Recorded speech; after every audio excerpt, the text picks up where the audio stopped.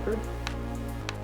My family was very vocal and loud, and if you were mad, you said it. And Emerson's family, everyone could be hurt, but nobody says a word. You don't talk about it until you explode. It's a very open platform in our family, so we have had a lot of visitors. And that was very foreign to me. We didn't have people coming in and out of our homes. We just dealt with one another, and sometimes we didn't want to deal with one another. My family quite loud, we talk about everything, and Neil's family much quieter. My family, they're quite posh, and yours aren't. I come out of a German background. What can I say? It's very precise. Yeah, it was a very precise kind of upbringing. I don't know how I got in, but I did. Whatever happens, we all join together and spend time together, sit and chat, laugh. They have a nice culture about their family, and if somebody comes to their house and they are just about leaving, you would see the entire family walk up through to the door, stand outside the gate, and keep waving their hands all the way till they make the turn at the end of the road. I said, wow man, how would you do that?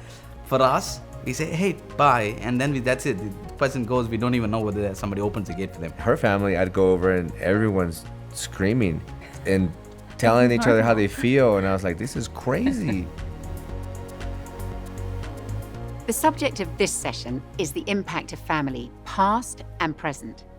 Now, we're very aware that every couple will have a unique and different situation. And for some people, the support you receive from your family is good and helpful in building a strong marriage. For others, it's more complicated and can even be damaging. And these relationships are always a work in progress. And while Nikki and I have found great support from our wider family over the years, we've also had our fair share of tensions and difficulties. I want to tell you about a small but a very real area of tension in the early years for me with my mother-in-law. And it was to do with the clothes we dressed our children in when they were little. My mother had very strong views about all sorts of things and always said exactly what she thought, including how she thought our children should be dressed. Now, I definitely took a very relaxed approach, dressing them in jeans and T-shirts most of the time, whereas my mother-in-law's approach was much more traditional. I remember her once making our daughter a bright red pinafore dress and then matching corduroy shorts for our boys, which really wasn't my style. She expected them to wear these at every big family occasion, which I found really difficult. It was really kind of her to make them lots of clothes, but it did cause tension, and not only between me and my mother-in-law, but also between me and Nikki, because she tried to get Nikki to take her side. Now, it may seem like a small thing, but I really had to work hard at not letting it affect Nikki and my relationship, because I felt she was driving a wedge between us and was trying to exert control. We learnt a lot in those early years of our marriage about working out our own way of doing things and sticking together on what we'd decided. Family background plays a big part in marriage. Every couple needs to be aware of what they're bringing into their marriage from their upbringing, as we may have had very different experiences and very different expectations as a result about all sorts of things. One of the big differences between our families was how they each dealt with conflict. In my family, as I was growing up, everyone said exactly what they thought, generally quite loudly, and didn't worry if it was different to what anyone else in the family was thinking. And if someone was upset, everyone knew about it. Calm, rational debate didn't really feature in my family. Whereas in my family, most of us might well not say what we thought for fear of upsetting someone else. So a lot was left unsaid, and that could lead to one of us brooding on something and the issue not being properly aired. So when we were first married, I just continued in the mode I was used to, saying exactly what I thought the moment I thought it. And it never occurred to me that Nikki might feel hurt and not tell me what he felt. I was so used to everything being out in the open, things being thrashed out, and if people got upset, that was normal, and it would blow over sooner or later. Meanwhile, I was having to get used to a very different level of direct and frank discussion, which at first I found quite disconcerting. Actually, both of our families' ways of resolving disagreements had their strengths and weaknesses, and we realized we had to work out our own way of bringing things out into the open at the right moment, and in a way that wasn't going to lead to me going silent like the hedgehog or Scylla charging like the rhino. Parents set the example of how a marriage should be. Your upbringing, right? So it sort of affects your outlook on life. So if you're not used to seeing a happy marriage, I do think it makes you less inclined to chase that. Because she was raised a certain way or had different experiences than I, and adapting to that newness has sometimes been a sticking point for us. Family values and family backgrounds have made a very big impact. I think parents or in-laws can affect marriage, mostly I think in decision making. Everybody wants to give their input. Everybody thinks that they know best. I don't think that's always the case. Boundaries. Oh, that was a good word, girl. Boundaries. We decided when we got married is whatever happens between us, it stays between us. Her mother complains about it still. We are a unit and we don't want anything to come as a wedge between us. As we look at this subject of family, we're going to start by looking at the profound change that should take place in our relationship with our parent or parents or whoever were our main caregivers as we grew up. The change from being a child and completely dependent upon them to a healthy independence as an adult. And even though we may be very involved in each other's lives, we make our own decisions together with our partner.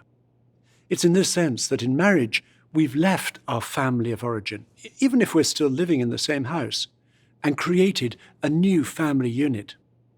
As the verse in Genesis 2 says, "For this reason a man and a woman will leave their father and mother and be united to each other." The importance of leaving our parents can easily be missed, particularly in those parts of the world where people who are getting married have generally moved out of their parental homes some years earlier. Yet the significance of leaving is not so much the physical move as the psychological and emotional one. It can be helpful to think in terms of the home and the family we were born into being our centre of gravity, from which we moved out in ever-widening circles of exploration and independence. But the centre remained the home to which we initially had to return and to which later we may have chosen to return when we needed comfort or advice or money was short or the laundry had piled up. The home where we grew up can often remain the primary place we look to for direction and security. After marriage, this has to change. We create a new unit, a new decision-making structure, a new centre of gravity. Creating this new centre doesn't mean cutting ourselves off from our parents or parents-in-law or not loving and respecting them. But our highest commitment and loyalty must now be to each other. We now, as a couple, relate to and care for our parents, and we may need to help them relate to us as a couple. Boundaries are not just about physical space. Boundaries are primarily a psychological and interpersonal construct. You can be in a phone booth and still have good boundaries. So a lot of times where you see this boundary problem played out is in control and manipulation, which is really when the desires of, the parents are stepping over into trying to get the couple to steer their direction of their relationship. One of the important things to remember is a couple is a couple. You've really become this one unit, even though you're still two individuals. So it's really important that if you're going to present a united front, that you actually have one. It's hard to present something you don't possess. And so get together. Now, here's where a lot of times real growth happens with one of the spouses, because you're trying to say, we need to have more time away from your parents, for example, if you're talking to your spouse. Well, what if the other one's kind of still afraid of their parents? So now you got a situation where spouses can help each other to grow and say, you know what, I really need to be first in your life. And sometimes I feel like your mother is, or sometimes I feel like your father is. So can we talk about how we can be first and what our marriage needs? And then I'll be glad to stand with you when we present that. I can't do that when I feel like, we're not on the same page.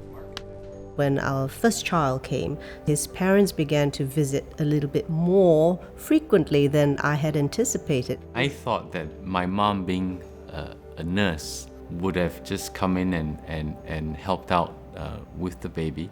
It was that intimacy that they shared as a family that I felt intruded into my family unit. And I wasn't, at that point in my life, I wasn't ready for it. So I had to gently tell Mom, like, maybe you just let Karen deal with it.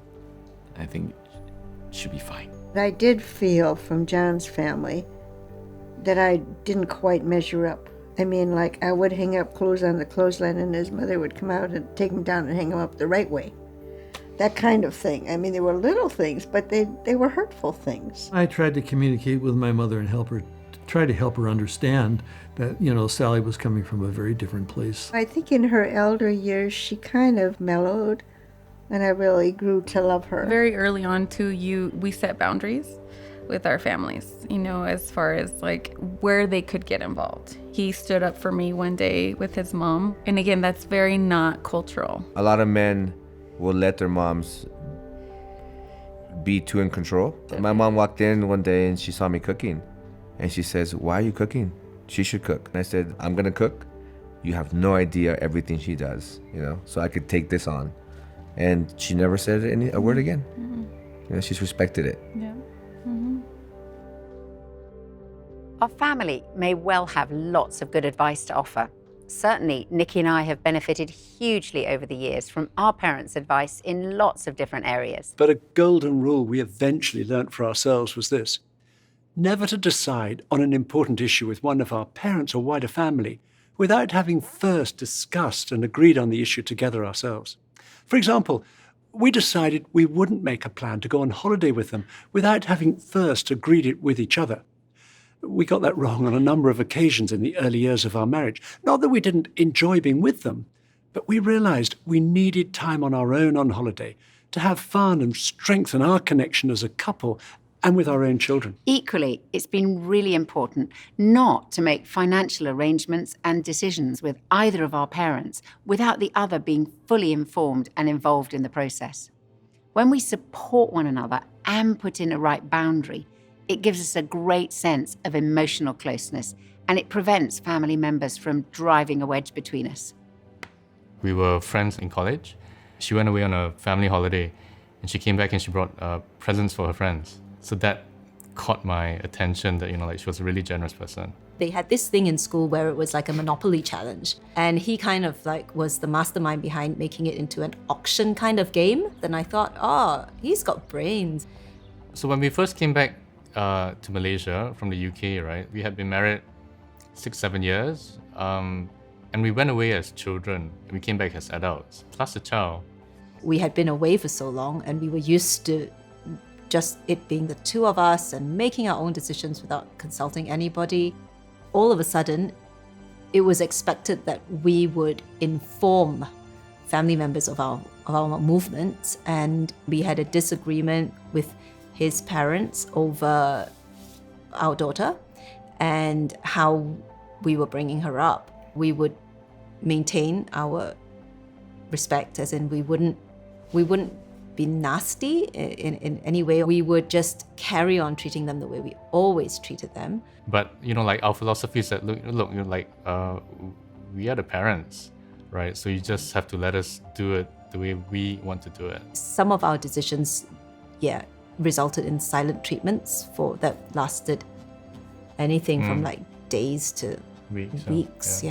What got us through that was carry on talking about it, figure out what the situation is, what needed dealing with. But at the end of the day, it's like we were a unit, and we didn't want the parents to feel that they could get in between us and play us against one another.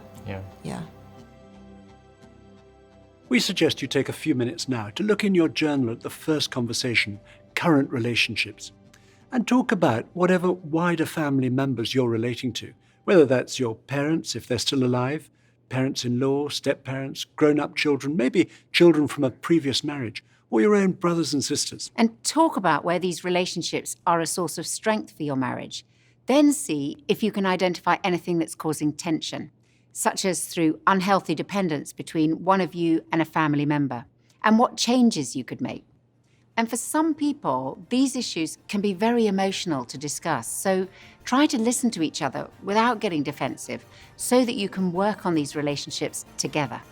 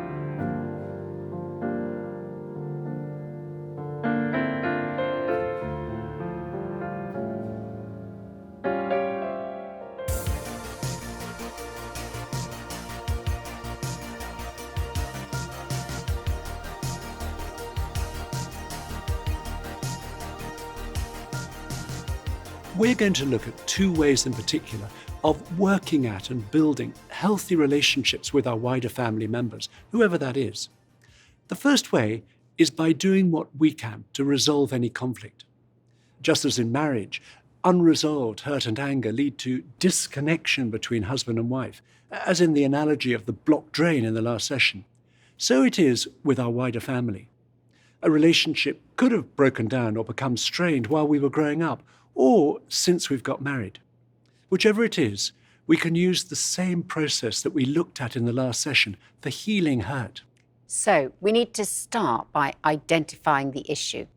Talking about it with our partner, maybe for the first time, will help us to become clear about the main source of the tension.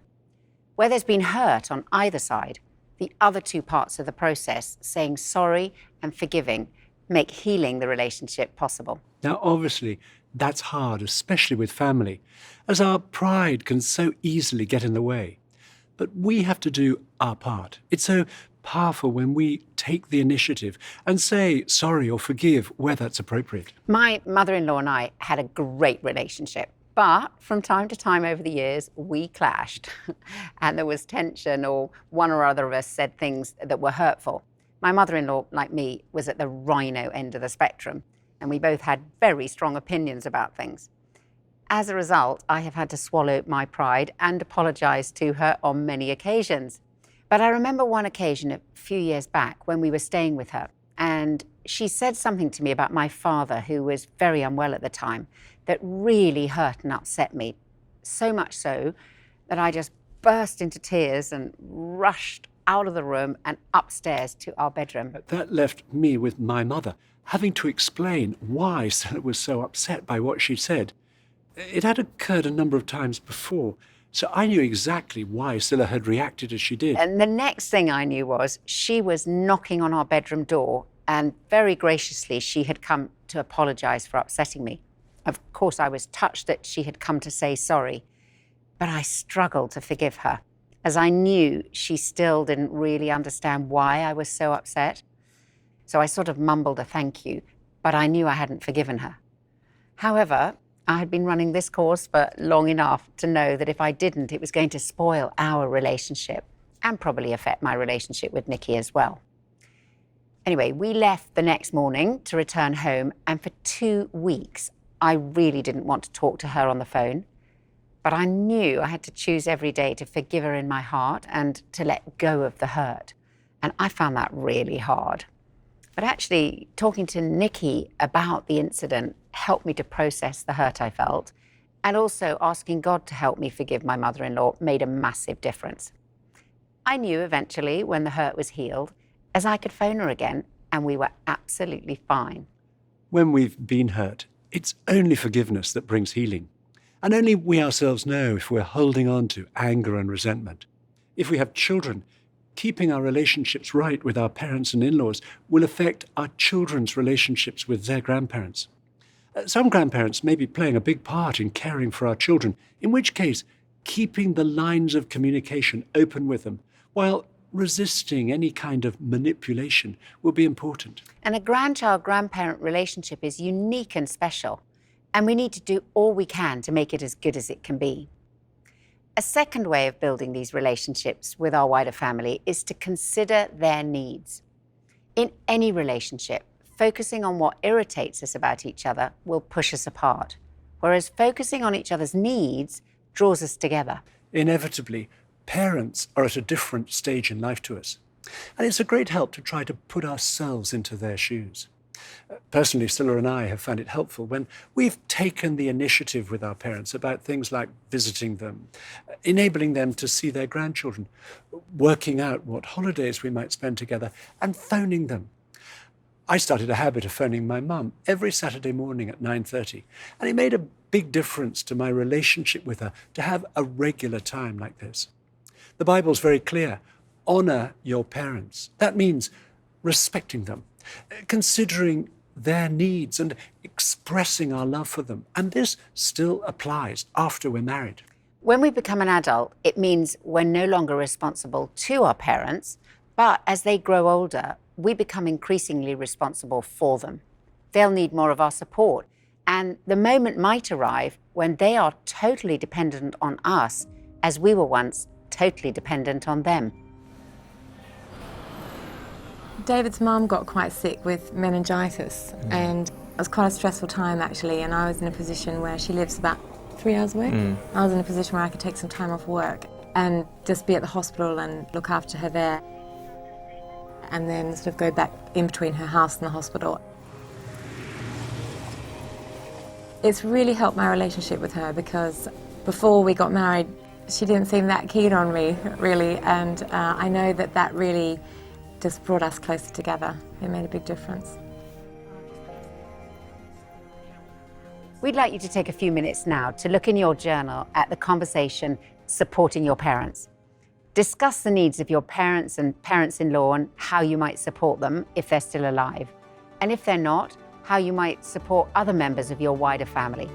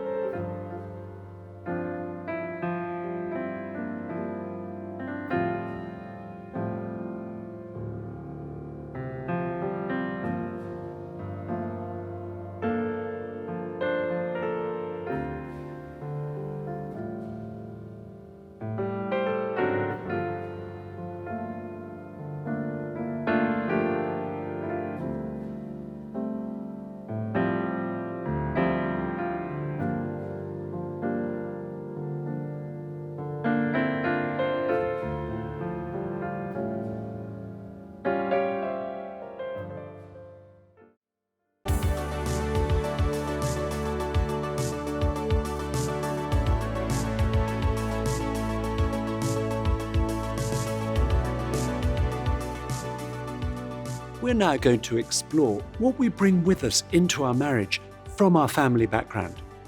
Some people have had a very difficult and painful past, but when we look back to our childhood, most of us can generally find some good things about our upbringing. And we benefit from reflecting on and celebrating these healthy aspects of our family backgrounds together. And during this session, you may well discover things about your partner's family that you didn't know before. Becoming aware of the differences between us in terms of our backgrounds will help us in our marriage. Every family has its own unique way of doing things. And we may well come into marriage either having decided that we're going to do things completely differently to what we observed growing up, or thinking that the way our family has always done things is the best and right way. I was raised in a very set way. You were raised in a different way. And it was all very much, right, what's this bit of cutlery for? And what's that bit of cutlery for? And I got it all wrong. I was just straight in there with a knife and the honey, getting the bread croissant crumbs in there. The way my parents did it was my mum served you your food. And at his house, so the plate was in front of me and I just waited and it was like, ready, steady, go. I looked and it's like the food had gone. In my house, when someone was ill, it was a big thing. Everybody would take a day off. I would get a chicken soup and peeled oranges waiting for me at any time. Whereas in Michael's family, everybody would be like, oh, you're fine, just get on with it. Being hospitable was a done thing. That's how I grew up. That was my first introduction to opening up my home, which also means, by default, opening up your life to other people. It's not something that's come naturally for me. We've had to have, pretty long, serious conversations along the way. I think definitely the first few years, it is a bit of a whirlwind of it feels like you have married each other's families almost. When we first got married, Christmases needed a bit of negotiation. I just presumed everybody did Christmas the way that we did Christmas. Yeah. That was actually really helpful to go, oh, this isn't normal for you. I just presumed that my way was the best way. Addressing issues about our background means we'll understand better where each other is coming from, and then work together to create our own unique marriage culture. In order to do that, we want to take a few minutes to explore what a healthy upbringing looks like, so that we can measure our own against that. Even as we begin, painful memories may be starting to surface, but we want to encourage you not to be anxious about looking back. It's important to recognize any negative patterns from our upbringing so that we don't perpetuate them in our marriage and pass them on to the next generation. Even the deepest pain can be healed. And we've seen how so often marriage itself is the vehicle through which healing comes. Many psychologists, since the groundbreaking research of John Bowlby in 1958 and the further developments by Mary Ainsworth and others in the 1970s, have recognized that children as they grow up need their home to be two things. First, a secure base from which to explore the world, and secondly, a safe haven to which they return. Being allowed enough independence to explore within safe limits is vital for a child's growth and development. Our home and our parents should act as the secure base from which we set out. But as a child, we also need a safe haven to which we could return, to sort out our emotions, whether that was of frustration, anger, fear, disappointment, or sadness, and where our emotional tank could be filled up again with comfort, affection, encouragement, and reassurance that we had a parent who was there for us. Our son Benj recently sent us a short video clip of him, his wife, and their 4 young children on a long deserted beach. And we realized we were watching this diagram happening in front of our eyes. Tamsin, our daughter-in-law, had made a base with a rug, a lounger, a picnic basket and a tent, with their 2-year-old close by. While Benj was filming, the children came running back to Tamsin with shells they'd found to add to a collection. They'd have a quick word and then set off again on their adventure looking for more. The setup with Tamsin acted as the safe haven for them to come back to, where, if necessary, their emotional tanks could be topped up, and the secure base from which to set off again. And this concept of the family we grew up in being a safe place where we developed a healthy approach to life and to relationships is then what we seek to replicate in our marriage. A safe place where we know we belong, where our emotional needs are met, where we're able to build a relationship of trust and intimacy, and from which we go out into the world. What we know from thousands of studies of children and parents and how they interact over the last 50 years, the basic need that children have is to feel safe with their parents and to know that on a very basic emotional level, they can call to their parents, turn to them, and have their parents pay attention and respond and come to them, comfort them, support them, help them with their emotions. It's like the parents are there as a safe haven for the child, and that makes the world a safer place for that child. When we haven't had secure connection as children, we're more sensitive, we're more easily hurt, we have more negative expectations of relationships. In the Hold Me Tight education program, we call them raw spots, and we help couples pinpoint and talk about their raw spots. I don't want people to feel that if they haven't had any kind of secure connection when they were young, that somehow love is a closed book for them, because it's not true. Marriage or falling in love is kind of like a new chance, I think. We feel stronger, we're more sure of ourselves, we believe in ourselves, we're not so scared to go out into the world, we take risks. When you have this connection, your relationship grows, it becomes a safe place, and you can support each other, and then you grow. Where our upbringing failed to provide enough freedom to explore and a safe place to return to, it can leave us with buried anger that may then come out against our husband or wife. A good friend of ours, Miles, told us a story from his childhood that illustrates how our upbringing can affect the ways we relate to each other in our marriage, sometimes without us realizing it. Miles grew up in Canada. When he went to primary school just before his 6th birthday, his English mum decided to dress him up in a uniform. She got me these smart gray shorts, black shoes, a tie, and even a little jumper. And she had to drag me to school, kicking and screaming and yelling and crying. As I suspected, all the other children were dressed in jeans and normal clothes. I was picked on and bullied and pushed around, and I came home from this first day utterly miserable, with my uniform just filthy. And this went on for a few days. Finally, she got the message and she relented. I was able just to wear normal clothes to school. My mom continued, though, to exert a strong influence over my clothing. The worst occasion was when I was 15 and I was visiting her in a hospital where she was terminally ill with lung cancer. And she asked me, "What are you doing this weekend?" And I said, "Well, I'm going to a party." And she said, "What are you going to wear?" So I told her jeans, and she said, No, you can't wear jeans. Anyway, I just started arguing with her, had this huge row. I left, came back the next day, and she said, "I've got something for you." And I said, "What?"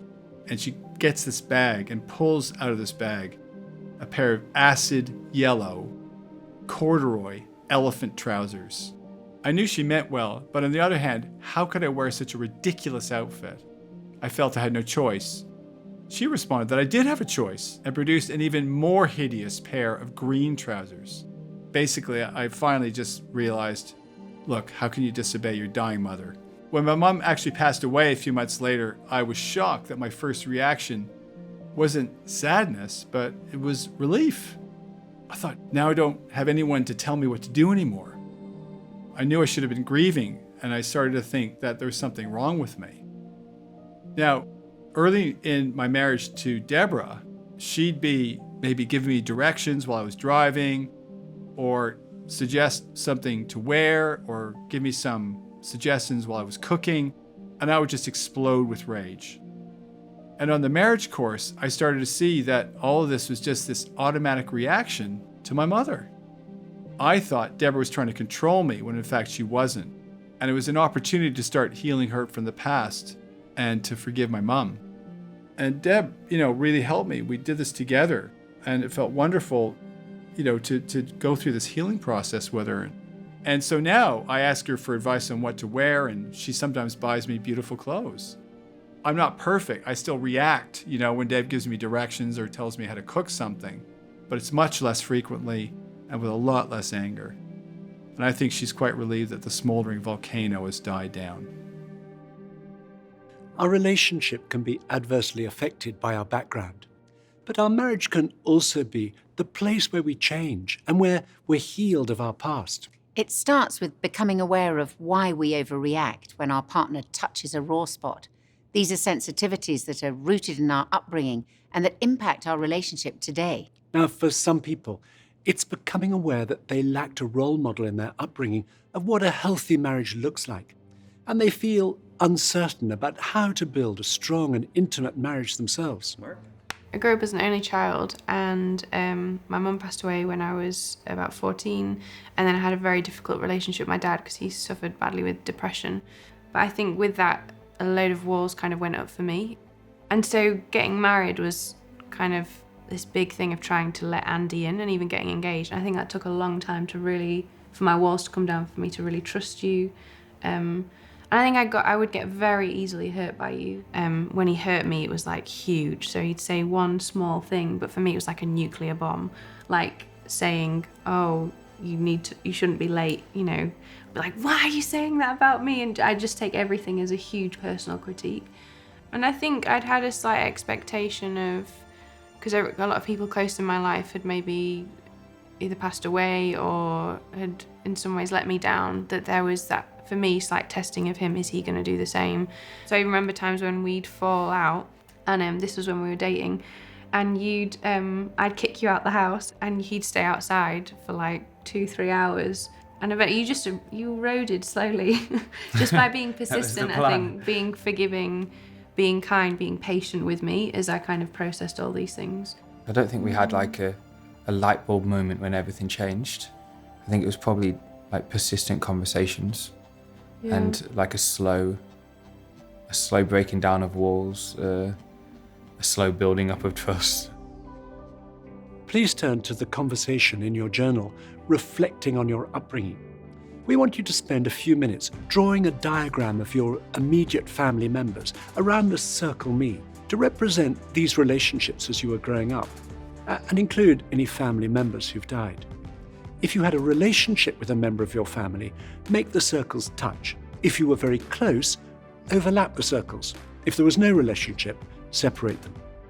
You'll see the example in your journal. This is someone who has a close relationship with her mum and sister, so the circles overlap. Let's say her parents were divorced and there's no relationship between them, so the circles aren't touching. She has some relationship with her father, but isn't close to him, and she has no relationship to her brother. The aim of this is to create for yourselves a visual picture of the quality of relationships in your family as you are growing up and now. I remember one couple saying that the husband had his circles all overlapping, while the wife's circles were spread out all over the page. And seeing the contrast helped them understand the reason for their two very different family dynamics. Now, don't spend too long doing that. When you've finished, turn to the next two parts of the conversation. Your parents or step-parents or whoever were your main caregivers' relationship with you, and then your parents or step-parents or whoever brought you up, relationship with each other, and mark the relevant boxes. When you've done that, look at what each other has put and discuss it together.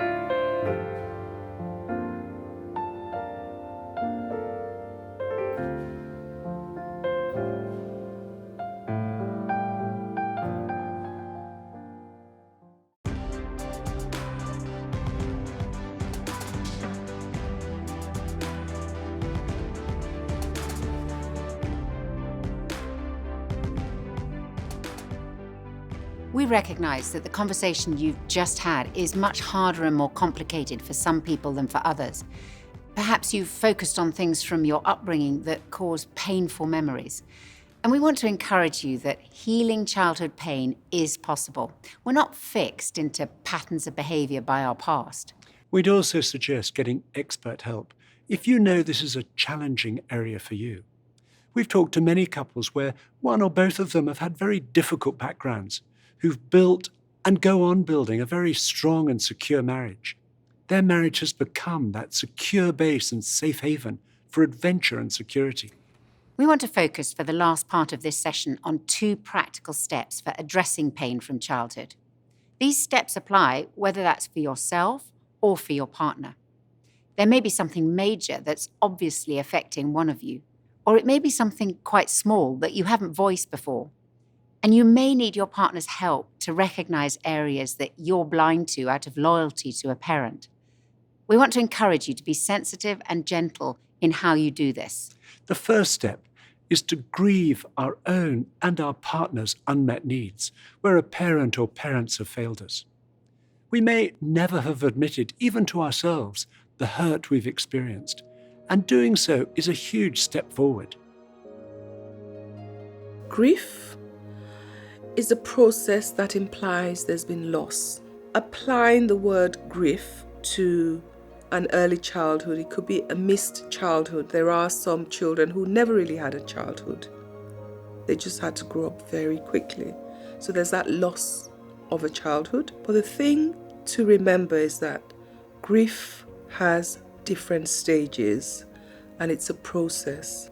So as a partner, make sure you communicate to your partner who's been hurt that you respect them and you trust them and they can trust you, so they can open up and share their hurts, which they may never have shared with anybody else ever, and they may have buried as children. If as a partner they see you as being understanding, non-judgmental, supportive, they would hopefully get to the point where they feel they can share some really deep hurts. So with the healing process, there might be stops and starts, and you just keep walking alongside them, holding them by the hand, literally or metaphorically, and just encouraging them and telling them they can do it. It's helpful to recognize that recovery is a process with which we can help our partner. Marriage can either make the sadness we feel from our past worse or help to heal it. If your husband or wife has unmet childhood needs, it's so important that you seek to understand them and give them the gift of your emotional support as they walk the sometimes long road of recovery. This draws us together as a couple. 非常想跟别人建立健康的关系，被父母忽略的孩子和缺失父母双方或者是缺失其中一方的孩子，他们在后来人生成长过程中间的确会遇到一些困难，比如说他们可能会去寻找补偿，或者如果情况比较麻烦的话，他们可能就需要得到专业的帮助，使他们能够意识到过去自己的缺失，以及这种缺失对他们后来跟人建立关系意味着什么。当他们进入了婚姻，我想有2个方面使他们能够慢慢的经历成长和做出改变和建立新型的关系。第一个方面就是他们夫妻双方能够彼此都意识到在他成长的过程中间有这样一种空缺，有这样一种缺失，有这样被忽略的经历，这是第一步。第2步就是给他们足够的关怀，足够的支持，足够的满足。因为非常容易造成的一个麻烦就是那些造成过缺失、经历过缺失的孩子，被忽略的孩子，他们会要求得到完美的补偿，希望对方对他们的关怀啊，对他们的支持，对他们的爱是完美的。那么在这一点上，他们的配偶对方就要帮助他们意识到说，我不是你的父母，我不是你缺乏的那个父母，我跟你一样是一个个体，我们要一起建立新的关系，使我们在新的关系里边得到满足。The second step is to forgive. Forgiveness is essential for healing and for dealing with buried anger from our past. As we said in the last session, forgiveness is an act of the will. We may not feel like it, but it's the only way to be set free. And if we've been deeply hurt, the forgiveness needs to be an ongoing process each time the pain resurfaces. And as we keep forgiving, the memories will gradually have less and less power over us. Whether or not our parents have changed or indeed even recognize how they've hurt us, we need to choose to forgive. A friend of ours shared her story with us. I had a stepfather named John. My mother married him when I was 7 and divorced him when I was 15. The application for divorce was made on the grounds of mental cruelty. My childhood was a nightmare. My biggest wish was to grow up as quickly as possible to get away from the situation. I am now 33. I've carried the burden of these memories and the hate around for 18 years, despite becoming a committed Christian 2 years ago. It was the one part of my life that was simply a no-go area. I was desolate. How could I possibly forgive John for what he'd done? Where would be the justice in that? I was the child. I was the victim. I hadn't seen him since I was 15. He wasn't even asking for forgiveness. I began to see that I needed to deal with this once and for all. Unless I wanted 18 years to turn to 28, 38, 48 with no end. I prayed, lay awake for several nights, cried and prayed some more. Then I wrote John a letter, forgiving him for the hurt and anguish I'd experienced as a child in his care. As I wrote, I had no idea if he was even aware of the impact that that part of his life had had on mine. I decided to leave that part up to God. But I knew as I sent the letter that I had been set free. It's important to remember that forgiving someone is not condoning their actions or giving them the right to repeat what they've done. Forgiveness is about being set free from the ways they've hurt you. We subsequently heard that her stepfather made contact with her. He was unable to see the damage he caused her or why he needed her forgiveness. But despite the fact that they didn't reconcile, she still experienced complete freedom from the pain he'd caused her. Circumstances may mean we're unable to express forgiveness directly to the person who's let us down, but we can still choose to forgive in order to be set free from the hurt and the pain that have built up inside us over time. Unforgiveness hurts only us. Buried hurt can feel like your 2 hands are full of sand, and the sand can feel heavy with the pain, the injustice, the unresolved anger. Forgiveness is like opening your hands, your fingers, and allowing the sand to run through. Then you're free to act like that secure base and safe haven for each other in your marriage. If you're carrying hurt from your upbringing, we want to provide an opportunity now, if you'd like to extend forgiveness towards the person or the people who hurt you, as a way of starting this process of being set free. A good way is to imagine that the person who's hurt you is standing in front of you, and you may like to close your eyes for a moment. Say silently, Mum, Dad, use whatever term you normally use or the name of whoever it is who's hurt you. You've caused me to feel like this through what you did or failed to do. Express silently what you feel hurt by. But as an act of my will, I choose to forgive you now. Imagine you're holding what's been within you, the pain you've been carrying from your childhood, and like the sand, you're letting it go, not holding on to it any longer. And as you forgive, you're letting it fall to the ground in order to be set free. Then, if you're comfortable praying, you could echo this prayer silently in your heart. Lord, thank you for your unconditional love for me and your willingness to forgive me freely. Please help me to forgive those who've hurt me. Please pour your love into my heart by your Spirit so that I can be set free and no longer burdened by hurt and unforgiveness. Thank you that you give your Spirit of love to all those who ask you. Amen. We want to give you a few minutes together now to comfort your partner if they've been carrying hurt from their childhood. If this is a hard area for your partner to address, ask them what's the most painful part for you, and then reflect back whatever they tell you. You're not fixing it, you're not trying to solve anything, you're simply showing them you're with them so that they know they're not alone. And then we'd suggest you finish this session by asking your partner for one way you could support them going forwards. And if you're both comfortable praying, please do so either aloud or silently. If not, express your support in some other way.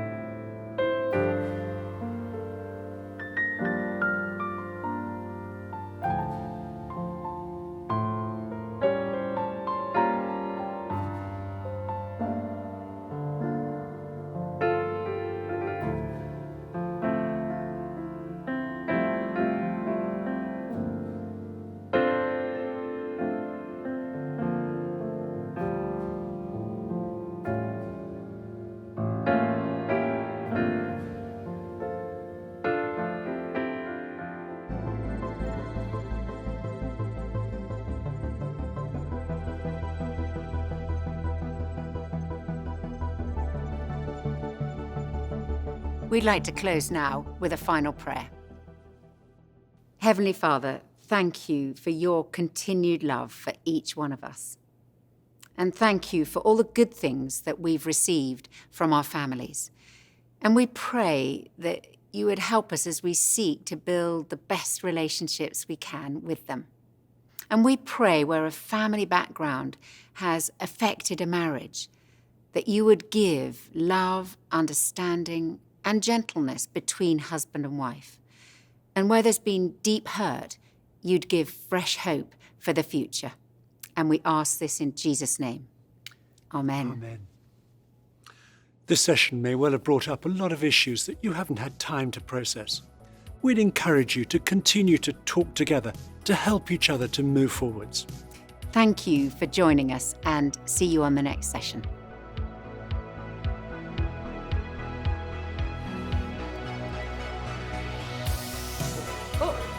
Taking my face oil. Oh, that's great. I'll finish this. Wrap this up. Quite good. No, can I say something now, please? All I've eaten for the last 12 hours is sweets. I mean, also, do you want to say something? All the time. 7, take 6. Mark? No, yeah. What? That's New York. Because Our mobile phones. Speaking of which. Cross-examination, counselor. Cut.